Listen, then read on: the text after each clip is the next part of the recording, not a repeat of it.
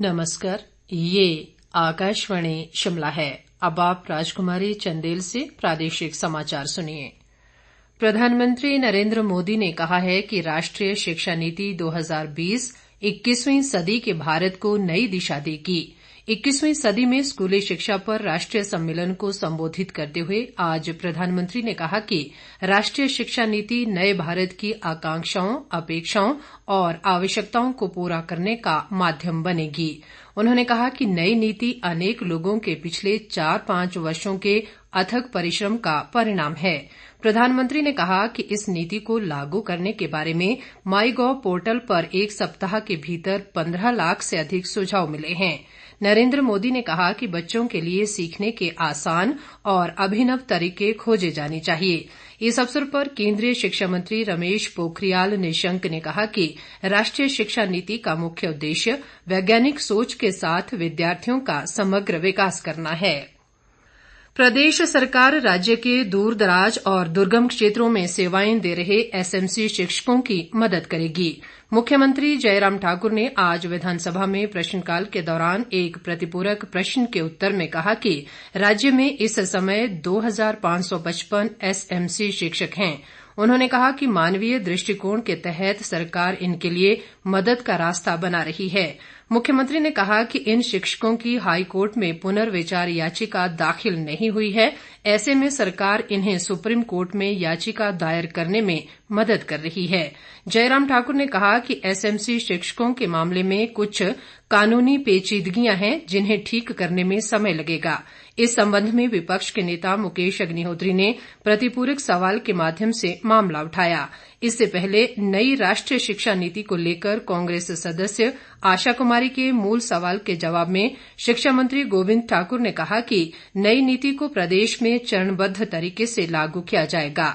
इसके लिए task force का गठन कर दिया गया है, जिसकी बैठक 13 सितंबर को प्रस्तावित है। वेंटिलेटर खरीद और इन्हें अस्पतालों में स्थापित करने को लेकर कांग्रेस के जगत सिंह नेगी के एक सवाल के जवाब में स्वास्थ्य मंत्री राजीव सैजल ने कहा कि प्रदेश में वेंटिलेटर की कमी के कारण एक भी कोरोना मरीज की अभी तक मौत नहीं हुई है। विधायक रमेश धवाला, अरुण कुमार और जियालाल के एक संयुक्त प्रश्न के उत्तर में शहरी विकास मंत्री सुरेश भारद्वाज ने कहा कि बीते 3 सालों में राज्य में वर्षा, बर्फबारी और अग्निकांड से 7061 मकान क्षतिग्रस्त हुए हैं।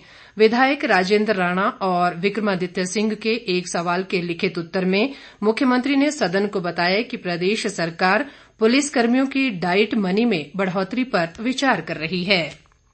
मुख्यमंत्री जयराम ठाकुर ने कहा है कि ऊना जिले में हरोली के भदसाली गांव में हुए गोलीकांड के सभी आरोपियों को गिरफ्तार कर दिया गया है। ऐसे में इस मामले की न्यायिक जांच की जरूरत महसूस नहीं हो रही है।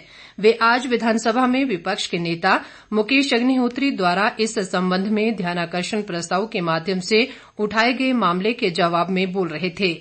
मुकेश अग्निहोत्री ने कहा कि देवभूमि हिमाचल में गोली चलना चिंता का विषय है और उनके हलके में ये गोलीकांड राजनीतिक संरक्षण के चलते हुआ है।